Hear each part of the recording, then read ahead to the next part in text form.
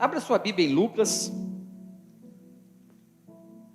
Evangelho de Lucas. Eu quero compartilhar essa palavra maravilhosa do Senhor aos nossos corações. Lucas 24, a partir do versículo de número 49. Eu quero estar lendo até o versículo de número 53. Lucas 24, versículo 49. Diz assim: eis que eu envio sobre vós a promessa do meu Pai. Permanecei, pois, na cidade, até que do alto sejais revestidos de poder. Repita comigo: revestidos de poder. Ok? Se você ainda não tem essa certeza, eu quero declarar que você vai ser revestido em nome de Jesus. Tá bom? Versículo 50. Então os levou para Betânia e, erguendo as mãos, os abençoou. Aconteceu que, enquanto os abençoava, ia se retirando deles, sendo elevado para o céu. E então eles, adorando-o, voltaram para Jerusalém, tomados de grande júbilo, e estavam sempre no templo, louvando ao Senhor. Repita comigo: sempre no templo, louvando ao Senhor. Pai, obrigado por essa palavra tão preciosa, tão maravilhosa, palavra que nos edifica. Ah, Deus, quão profunda são essas palavras. Eu não consigo discernir na minha carne aquilo que o Senhor deixou escrito para nós. São pepitas de ouro, tão valorosas, tão especiais, porque elas geram vidas para a eternidade. Nós não estamos falando de coisas que passam, nós estamos falando, ó Pai, de projetos que ficam e permanecem. Estamos falando, ó Deus, de causas. Estamos falando, ó Deus, daquilo que é eterno, e o Senhor deixou tão maravilhosamente de graça para nós. E o Senhor mesmo ensina na tua palavra: busque e vocês vão me encontrar, batam e a porta se abrirá. Vocês me encontrarão e me acharão quando me buscardes de todo o vosso coração. Ensina-nos, ó Deus, a buscar de todo o nosso coração. O nosso coração representa os propósitos, as causas. A nossa mente racional, Pai, elas buscam coisas. Por isso que a tua palavra nos ensina buscar de todo o coração, porque o coração está ligado às causas que nós defendemos, às nossas emoções, aquilo, ó Deus, que será eterno, que é a nossa alma. Para isso nós precisamos que o Senhor ministre o nosso coração nesses poucos minutos que temos, e que a tua palavra seja doce como um favo de mel, para nos instruir, para nos ensinar e fazer de nós filhos melhores. Por isso, ó Pai, abra os nossos ouvidos para que possamos ouvir a tua voz, e prepara o nosso coração para que possamos receber a tua palavra, no nome de Jesus. Amém. Repita comigo, fala: Pai, em nome de Jesus, fala comigo, eu preciso tanto ouvir a tua voz. Repita comigo: eu preciso tanto ouvir a tua voz, em nome de Jesus. Pastor, por que tanto? Porque tem pessoas que acham que não precisam ouvir tanto a voz de Deus. Tudo quanto você for pedir para Deus, seja exagerado. Você quer pedir bênção? Seja exagerado. Quer pedir sabedoria? Peça exagerado. O nosso Deus é o Deus da multiplicação, Ele não é o Deus da divisão. Repita comigo: o meu Deus é o Deus da multiplicação e não da divisão. Ok? Deus não precisa tirar de você para dar para o outro. Deus pega o pouco que você tem, multiplica e abençoa outros. Foi isso que Ele fez com aquele menino que tinha 5 pães e 2 peixes. Ele não dividiu os peixes. Ele multiplicou os peixes, multiplicou os pães, e aqueles que duvidavam ainda levou um cesto para casa, e eu acho que aquele menino, se fosse vivo, estava comendo pão com peixe até hoje. Porque o nosso Deus é o Deus da multiplicação. Eu profetizo multiplicação na sua vida na terra, amém? Deus tem prazer em multiplicar os nossos dias na terra, Jesus. Deus tem plano ainda para a sua vida. Você vai dar muitos gritos de guerra lá na nossa célula. Vai fazer muito quebra-gelo lá ainda, Jesus. Sabe por quê? Porque Deus quer multiplicar aquilo que nós temos. Você tem unção, Ele vai multiplicar. Você tem sabedoria, Ele vai multiplicar. Você tem vontade de buscar a Deus, Ele vai multiplicar. Você tem vontade de ler a Bíblia, Ele vai multiplicar. Você começa a ler uma página, depois você vai ler 10 páginas. E sem perceber, você vai ler a Bíblia em um ano, tão gostoso, e vai entender aquilo que Deus tem para a sua vida. Mas o texto aqui, ele fala assim: eis que eu envio vocês, a vós, sobre vós, a promessa do meu Pai. Mas para isso, permaneça ou permanecei, pois na cidade, até que do alto vocês sejam revestidos de poder. Essa palavra é muito forte. Até que do alto vocês sejam revestidos de poder. Então, amados, nós encontramos aqui nesse texto 2 palavras importantes. Primeiro, ficai.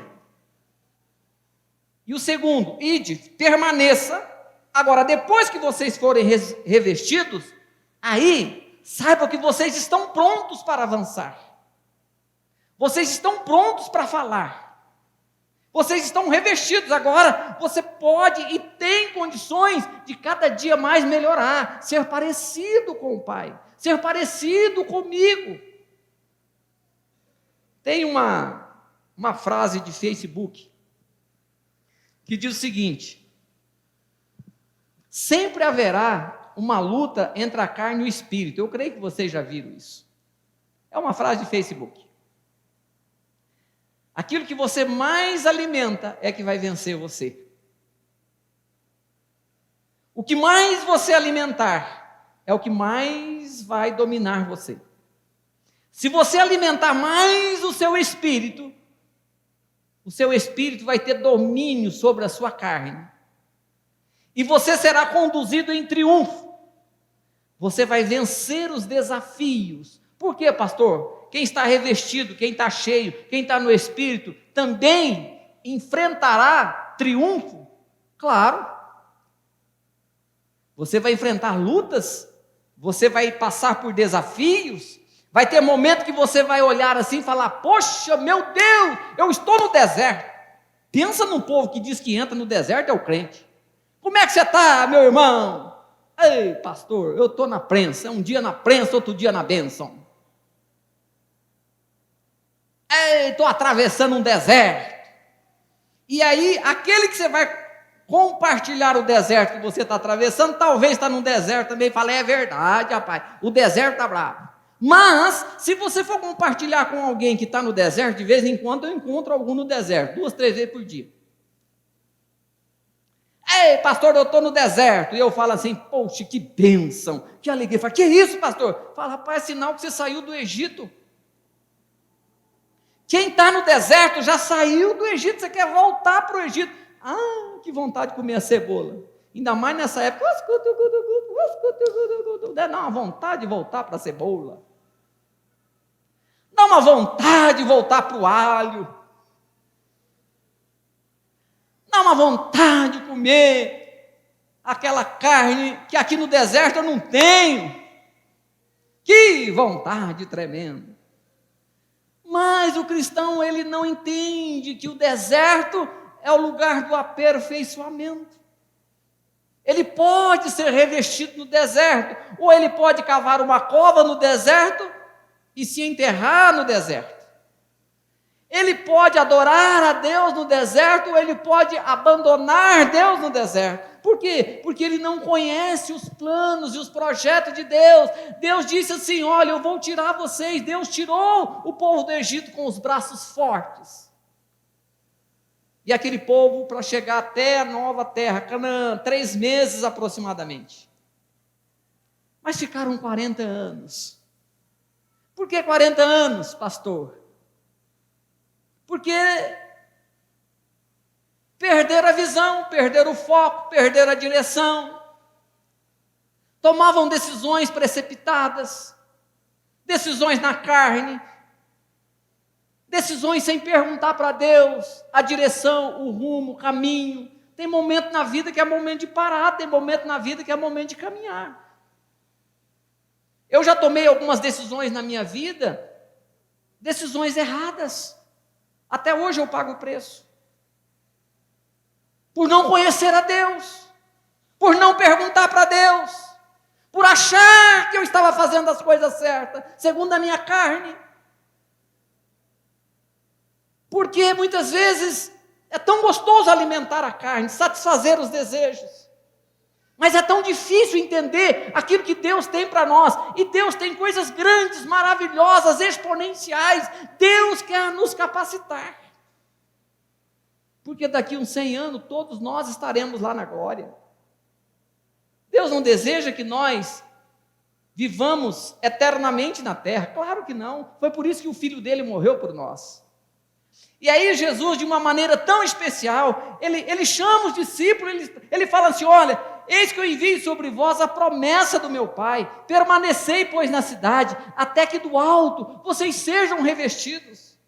Aqui Jesus já havia sido ressuscitado, do texto que nós lemos anteriormente de Mateus, para ministrar os dízimos, as ofertas. Jesus estava no Getsêmani. Agora Jesus já está ressurreto, ele já está sendo levado ao céu para sentar à direita do Pai, para interceder por nós. E ele dá um conselho tão especial para nós. Claro que ele diz para os discípulos e automaticamente chegou até nós. Eis que eu envio sobre vós a promessa de meu Pai. Há uma promessa para nós, há uma promessa para a sua casa, há uma promessa para a sua família, my friend. Não é uma palavra do pastor Mário, a promessa de Deus, ela se cumpre.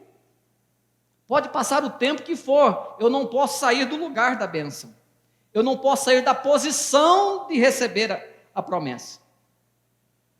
Porque muitos cristãos, eles caminham com Deus, quando falta 3 passos para receber a bênção, eles voltam lá no último da fila, por tomar decisões erradas. O capeta não sabe o que você pensa. O diabo não sabe o que você ora com Deus no silêncio do seu quarto, aqui nessa casa de oração. Claro que não, ele não é onisciente, nem onipotente e nem onipresente, só Deus é. Mas o inimigo sabe, ele vê o mover dos anjos de Deus, o mover espiritual dos céus, sobre a vida daqueles que estão caminhando com Deus, se aproximando de Deus. Ele consegue discernir aquilo que está acontecendo na sua vida. Há algo exponencial para acontecer com você. E quanto mais você se aproxima de Deus, mais Ele vai tentar você, para fazer com que você volte lá atrás na fila. Com Adão e a Eva não foi diferente. Pensa num discipulador exponencial, era Deus. Falava com Adão, conversava com Adão, trocava ideias com Adão. Mas todo dia, o capiroto estava lá falando nos ouvidos de Eva. Todos os dias. Porque o diabo sabe que para onde eu e você vamos, para onde nós iremos, onde nós vamos estar, foi de lá que ele veio. E ele sabe que não vai voltar para lá. Não há lugar para ele lá. Ele já foi lançado da presença de Deus. E eu e você estamos sendo preparados para chegar lá na eternidade. Então ele vai fazer de tudo para que eu e você venhamos a desistir. Então ele sabia que o Adão e a Eva tinham um compromisso real com Deus, desfrutava daquele jardim, desfrutava daquela comunhão gostosa entre marido e mulher, desfrutava daquilo que Deus criara para que eles pudessem viver uma vida de alegria, de paz, de comunhão. E ele começou a se aproximar e começou a enganar. E aquele casal caiu no engodo do diabo. Existem milhares e milhares de cristãos caindo no engodo ou na mentira, como você queira chamar. No anzol. Porque não presta atenção, só presta atenção no manjar, no alimento. Mas não sabe que por baixo daquilo tem um anzol. Porque se o peixe soubesse que tinha um anzol debaixo daquela isca que tem, ele jamais comeria aquilo. Por que ele come? Porque ele tem fome. Mas quando ele vai lá e morde, o pescador, cheio de estratégia, sabe até o lado que vai puxar a linha. E aí não tem mais como ele se defender. E quando ele sai da água, ele percebe que o lugar onde ele está não é o lugar dele mais. Ele não consegue mais respirar, porque ele só consegue respirar debaixo da água, nós respiramos fora. Mas o peixe não consegue mais, ele começa a se balançar, se bater. Mas o pescador, que tem todas as estratégias, tira ele do anzol. Alguns tentam pular novamente para dentro do lago, ou do rio, ou do mar. Mas muitos, sem sucesso, acabam na panela. Assim é a nossa vida, é simples. Não existe coisas fáceis, porque coisas fáceis todo mundo já fez. Tudo que nós vamos fazer, nós precisamos se dedicar, nós precisamos orar, nós precisamos de intercessores, nós precisamos de pessoas que oram por nós. Você precisa ter o telefone dos irmãos da igreja e ligar em qualquer hora da madrugada e falar assim: "Oh, my friend, ora por mim. Intercede por mim. Eu estou numa luta aqui muito grande. Estou passando por uma dificuldade tremenda, dificuldade no espírito. Eu estou passando por um momento terrível. Dá para o senhor orar por mim? Claro, vamos orar agora em nome de Jesus." E a Bíblia diz que a oração do justo pode muito em seus efeitos. Então, amados, o cristão, ele é revestido de poder do Espírito Santo. Quando ele é revestido de poder do Espírito Santo, o que acontece na nossa vida quando nós somos revestidos? Nós começamos a crer que as Sagradas Escrituras, é a palavra de Deus. Tem alguns aí ensinando que a Bíblia contém a palavra de Deus. A nossa igreja, a Paz Church, acredita que as Sagradas Escrituras é a palavra de Deus, de Gênesis a Apocalipse. Quando você abre a Bíblia, é Deus falando com você, é Deus falando comigo. Então, quando o cristão ele é revestido de poder, ele abre as Sagradas Escrituras e crê que é Deus falando. Um dia, uma pessoa disse que perguntou para uma senhora da igreja: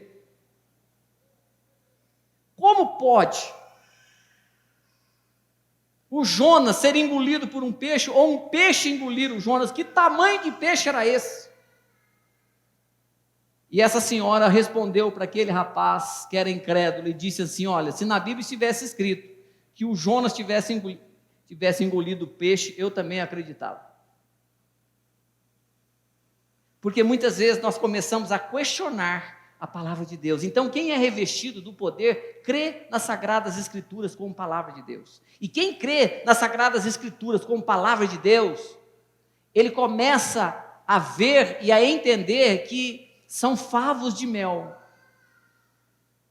E ele tem a palavra de Deus como um manual do fabricante. Então, para tomar as decisões na vida, ele vai lá no manual. Ele pensa em namorar, ele vai lá no manual: Deus, fala comigo, prepara um varão, prepara uma varoa, oh Jesus, aquela mulher, aquele homem abençoado. Ele não toma decisões precipitadas. Mas quem não tem o manual do fabricante toma decisões precipitadas, não fala com Deus, depois casa, dá tudo errado e taca a culpa em Deus. Olha a mulher que o Senhor me deu. Deus fala assim, rapaz, você é cara de pau mesmo, nunca falou comigo, agora quer jogar a mulher em cima de mim? Por quê? Porque nós não temos esse revestimento. Podemos errar, claro. Pode acontecer coisas na nossa vida, no caminho da vida acontecem alguns percalços. Mas se nós errarmos, a palavra de Deus diz que Ele é fiel e justo para nos resgatar, para nos perdoar. Ele fala, o cair é do homem, mas o levantar é de Deus. Salvação é imediato, mas a santificação é um processo e a glorificação é o momento em que nós vamos entrar na glória. Mas quem é revestido de poder de Deus, é esse revestimento que Jesus está dizendo para os discípulos, olha, vocês têm que ser revestidos, fiquem, permaneçam, não se mova, cuidado com as decisões, cuidado com as decisões, cuidado com aquilo que você ouve, cuidado com aquilo que você pensa, cuidado com aquilo que você pratica. Estejam atentos. Então, os revestidos de poder crê nas sagradas escrituras como palavra de Deus, deseja ardentemente ter comunhão. Como é bom e agradável que os irmãos vivem em união. O salmista no Salmo 133 já acreditava nisso. É como um óleo precioso que desce sobre a barba. Aí tem uma vírgula, ele fala assim, a barba de Arão. E aí o óleo, ele não fica só na barba, mas ele desce nas orlas das vestes e vai tomando conta do corpo. E ali o Senhor ordena a bênção. Eu estava ouvindo aqui, antes do louvor, de iniciarmos o culto, o Ministério de Louvor sempre reúne aqui, o Ministério de Intercessão está ali. E eu ouvi o Mário Henrique, meu filho, falando assim, eu estava viajando, estava num lugar diferente, mas eu não vi a hora de chegar. Poderia ter ficado lá, né? Só voltar amanhã. Não sei se ele volta a trabalhar essa semana. Mas ele disse, pai, eu quero estar no culto hoje à noite, estou com uma saudade dos irmãos. Na realidade, até com saudade do pai, né? Aí da mãe também. Né, Larissa? O filho vai viajar, a mãe fica mandando foto, eu nunca vi isso. Matar a saudade, filho, né? Você já viu isso? Quem não faz isso, a mãe que atira a primeira pedra, né? Mas é tão gostoso ouvir isso. Eu estava com saudade. Eu tenho saudade de estar com você. Estou tão feliz de ver a Ivete aqui hoje, o Daniel, a família, tão preciosa. Quantos anos caminhando juntos. E em saber que nós vamos morar no céu, Ivete. Passar a eternidade juntos. Isso não enche o nosso coração de alegria? Tem preço? Claro que não. Como é gostoso eu estar ministrando aqui e ver o meu amigo de 30 anos, José Nunes, mais de 30 anos. Sempre lá bonito, né? Chique toda a vida. 30 anos. Zé, nós vamos morar no céu em nome de Jesus, amém? Morar no céu. Como é gostoso estar aqui e ver o sorriso do nosso amado Ronaldo, o fenômeno de Deus. Como é gostoso nós podemos conviver. Então quem é revestido de poder tem vontade, tem desejo de ter comunhão com pessoas que falam do mesmo Deus, que fala das promessas de Deus, que intercede por nós. Quem é revestido de poder tem prazer no serviço do reino, prazer no servir no reino de Deus. Fala assim, pastor, o que é que nós vamos fazer essa semana? E as nossas células? Como vão ser os nossos lives? O que vai acontecer esse ano? Tem prazer. Que hora eu preciso chegar para nós ajudarmos? Nós queremos participar juntos deste momento gostoso da reforma. É tão gostoso. Então quem é revestido tem esse prazer no serviço, tem uma visão clara de qual é o propósito de Deus. Todo cristão ele tem que ter uma visão clara. Qual é o propósito de Deus para a sua vida.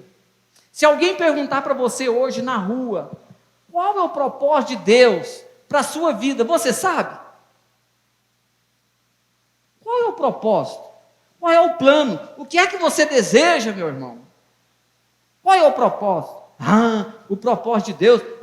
O propósito de Deus. Não, você tem que ter definição dos propósitos, dos planos, daquilo que Deus tem para a sua vida. Então, amados, não se iluda tentando se encher de poder com poderes da terra.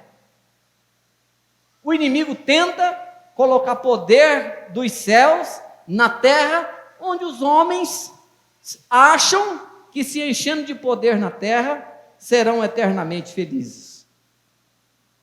Nós precisamos de autoridades na terra. Você tem que ter autoridade, Adão. Você tem que ter domínio. Você tem que dominar sobre os peixes. Você tem que ter domínio sobre a terra. Você tem que ter domínio sobre as aves. Mas para você ter domínio, você tem que ter revestimento. Porque aquilo que o homem dá, passa, mas aquilo que Deus oferece para nós é eterno. Então você e eu, nós podemos ser reconhecidos na terra. Claro que podemos ser reconhecidos na terra. Devemos. Mas, se o poder não vir do alto sobre nós, nós seremos apenas reconhecidos dos homens. Nós podemos ser apenas aplaudidos pelos homens. Mas o dia em que Deus resolver colocar a nossa senha e falar, é hoje. O próprio Jesus, contando uma parábola, disse, o que é que você tem para oferecer ao Senhor hoje, seu tolo? Tem uma parábola na Bíblia que todos nós conhecemos daquele homem, que ele construiu grandes celeiros, porque fora muito grande a sua colheita. E depois da colheita, os celeiros todos cheios, o pasto lotado de bois, invernadas, muitos grãos nos celeiros. Ele deitou na sua rede, olhou para o vale e disse assim, agora nós podemos descansar. Agora eu posso comemorar, porque os celeiros estão cheios. E Jesus fala assim, tolo, se eu lhe pedir a sua alma hoje, o que é que você tem para me oferecer? Era um homem que conquistou muitas coisas, mas não era revestido com o poder de Deus, com aquilo que Jesus estava ensinando aos seus discípulos. Então, seja conhecido de Deus, seja revestido do poder de Deus, enche-se da presença maravilhosa de Deus, ore nas madrugadas, busque a palavra de Deus, leia a palavra de Deus, fala, Deus, fala comigo, eu preciso ouvir a tua voz, eu preciso sentir essa presença maravilhosa do Senhor, eu não quero permanecer do jeito que eu estou. Fala comigo, traga revelações profundas da tua palavra, mergulhe neste oceano do sobrenatural. Mergulhe no oceano do sobrenatural. Eu tenho dia que eu mergulho no oceano do sobrenatural e me dá uma saudade do céu. Aí você fala assim, pastor, mas o senhor nunca morreu, nunca foi no céu. Eu vim do céu e você também. A Bíblia diz assim que eu fui gerado em Deus antes da fundação do mundo. É fácil em compreender isso? Que eu e você fomos gerados em Deus, fomos chamados por Deus antes da fundação do mundo. Ele disse assim, olha, antes que vocês escolhessem a mim, eu escolhi a vós, para que vades deis fruto e que o fruto permaneça. Mas o Paulo disse assim, que antes que nós fomos formados, Deus já havia escolhido cada um de nós. Antes da fundação do mundo, antes de tudo que tem aqui ser criado, eu já era conhecido de Deus. É muito doido isso.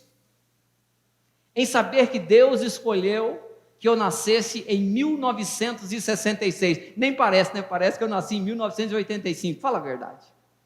Hein, Carlos? Nem parece que eu sou de 1966. Parece que eu sou de 1985. Mas 87 foi o ano que eu casei. Não parece, Gui. Mas eu sou de 1985. 1966, 58 anos cravados. E o nosso Deus tão maravilhoso, Ele sabia que em 1966 eu iria nascer e ia passar por algumas coisas na vida que talvez outras gerações não vão passar. Eu passei por uma geração que nasci em casa, a parteira comendo linguiça até as 3 horas da manhã para eu nascer. Eu fui de uma geração que andou descalço no barro e ia descalço na escola até os meus 11 anos de idade. Eu fui colocar um sapato na formatura de 11 anos, me deu febre, porque eu nunca tinha colocado sapato. Eu sou dessa geração. Eu sou de uma geração, Gui, onde a gente brincava ainda de burquinha, jogava bola com os irmãos no carregador, na hora do almoço. Eu sou de uma geração que plantou café, que plantou milho, que plantou feijão, que plantou arroz, que plantou algodão. Eu sou de uma geração de transição, onde nunca tinha visto um telefone na vida. Quando eu comecei a namorar minha esposa, eu trabalhava 1 mês para comprar 4 fichas. Quando eu ia falar que amava, caía a ficha, eu não tinha jeito, só depois de 15 dias. Não tinha telefone, eu tinha que andar 18 quilômetros a pé para ir até um orelhão, para falar com a minha esposa. Agora, você acha que depois de tanto trabalho, eu vou largar de uma mulher dessa? Claro que não. Porque as pessoas muitas vezes separam, porque é muito fácil. Mas investe para você ver, andar 18 quilômetros a pé, para pegar uma ficha de um telefone, ligar, falar, se eu casar com ela, eu nunca largo, em nome de Jesus. Não é fácil, eu sou dessa geração. Eu sou dessa geração que ainda comia sopa na escola. Eu fui de uma geração que saiu de uma época que não tinha computador. Para o computador, eu não sabia.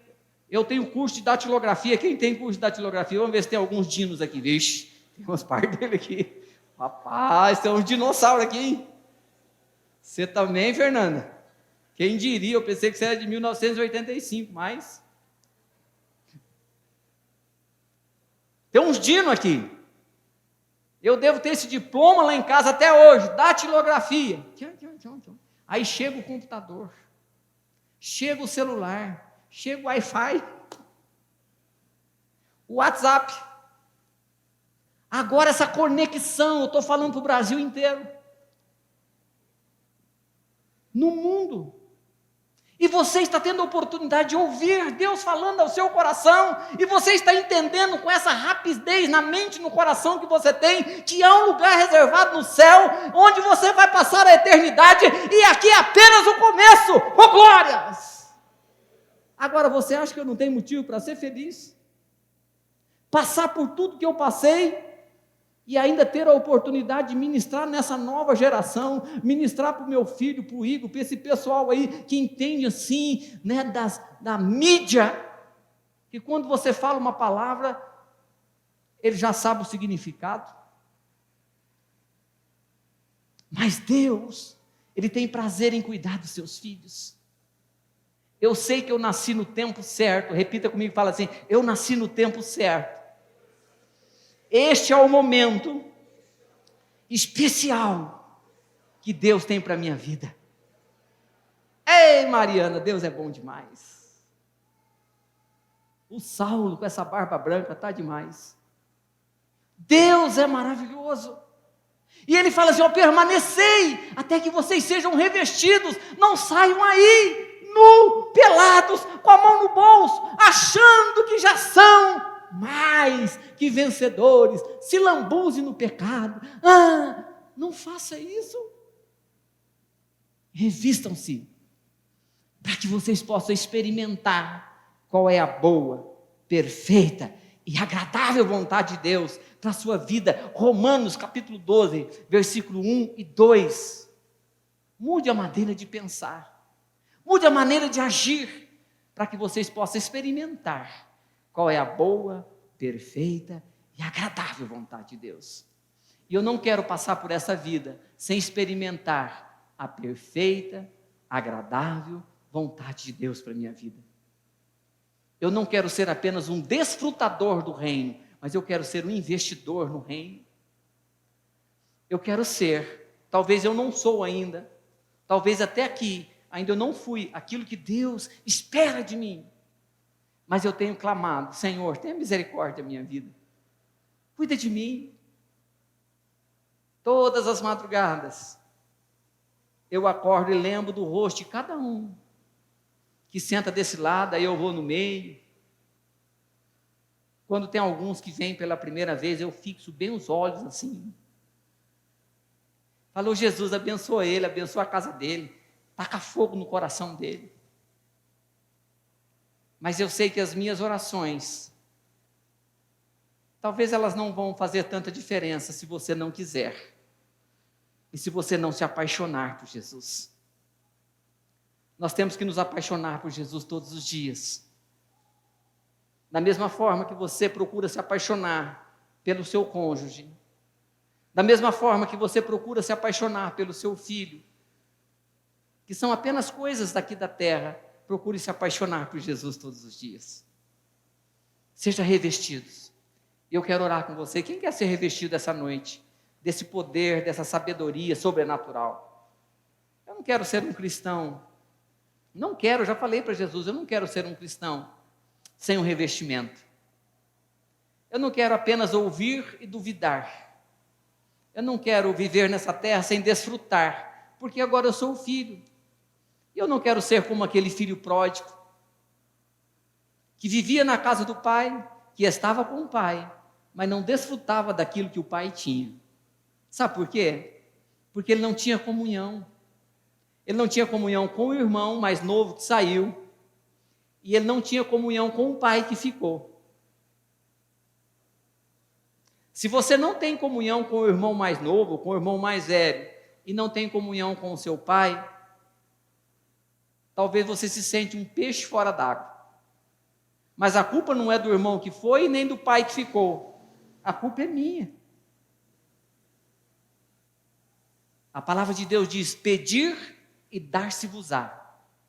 Boa medida, recalcada, sacudida, transbordante. É muito mais. O que é transbordar, pastor? Eu já dei várias vezes.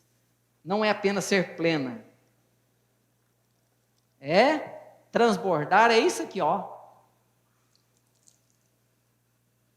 É isso que Deus quer para você. Que você transborde. Boa medida, sacudida, recalcada e transbordante, sem medida. Ah, pastor, mas o saco de farinha está cheio. Mas dá uma chacoalhada que cabe mais. É isso que Jesus está falando para os seus discípulos. Vocês vão ser cheios.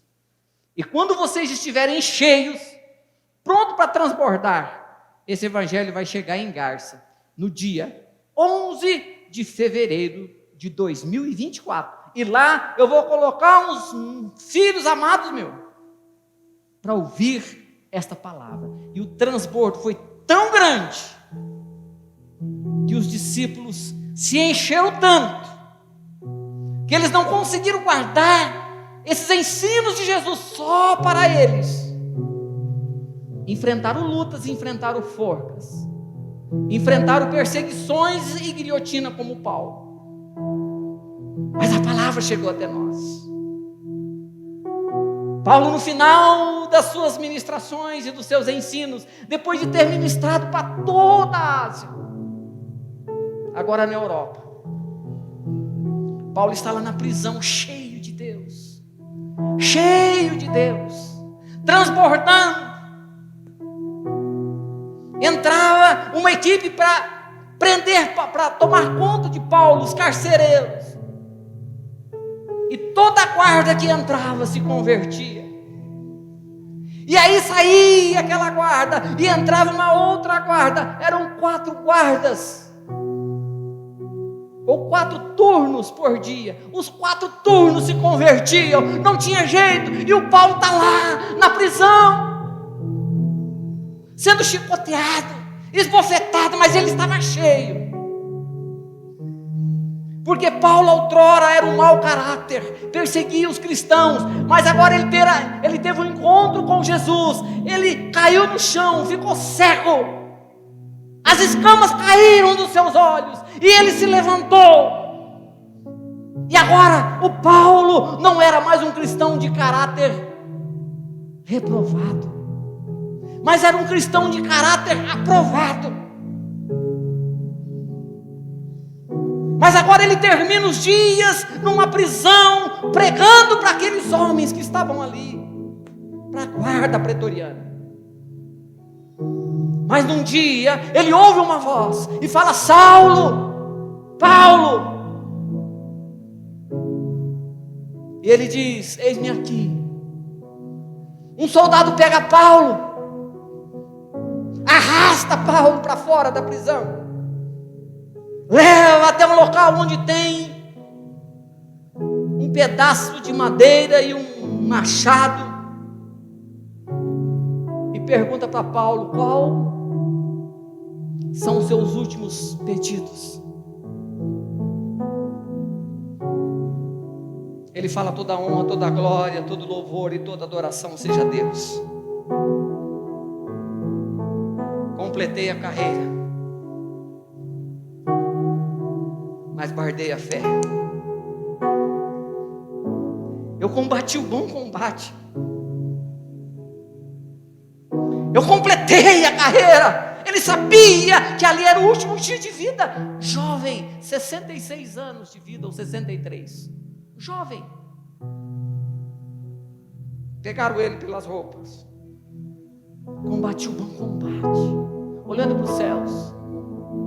A igreja de Filipe orando, os filipenses em oração, a igreja de Timóteo lá em Éfeso orando, que foi a última carta que ele manda,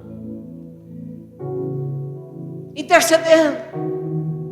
Paulo olha para o céu, revestidos, cheios de Deus, transbordando, não apenas pleno, transbordando. Combati o bom combate, completei a carreira, mas guardei a fé. E eu vou agora rumo à coroa que me está proposta. Eu entrei nesse campo, eu entrei nesse jogo, mas eu não desisti, porque eu sei o Deus que eu entreguei a minha vida. Eu sei quem eu era, eu sei de onde Deus me tirou, e aonde eu estou, e para onde eu vou. Essas são as perguntas que os filósofos entram em crise. Para onde eu vou? Paulo, sendo um dos maiores filósofos, cresceu aos pés de Gamaliel, um dos maiores filósofos da Grécia, conhecido.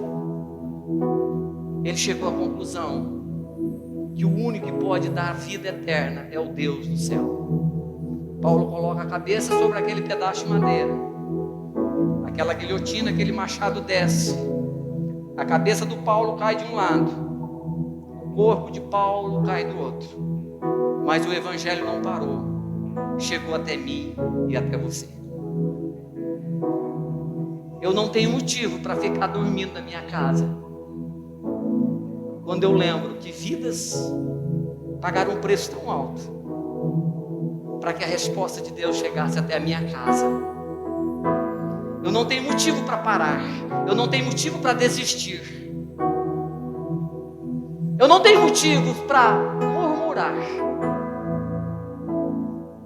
mas eu tenho motivo para glorificar e exaltar o nome daquele que é digno de honra, de glória, de louvor e de adoração. E para que isso ocorra, eu tenho que ser revestido, porque se eu não for revestido, eu não vou suportar. Estude Efésios capítulo 5 essa semana na sua casa. Estude, leia a palavra, revista-se, pois, de toda a armadura de Deus, para que você possa suportar o dia mau. Coloca o capacete, coloca a couraça. Coloca o cinturão da verdade, o escudo da fé, as sandálias da salvação, para que você possa caminhar altaneiramente, como a corça caminha e anseia pelas águas.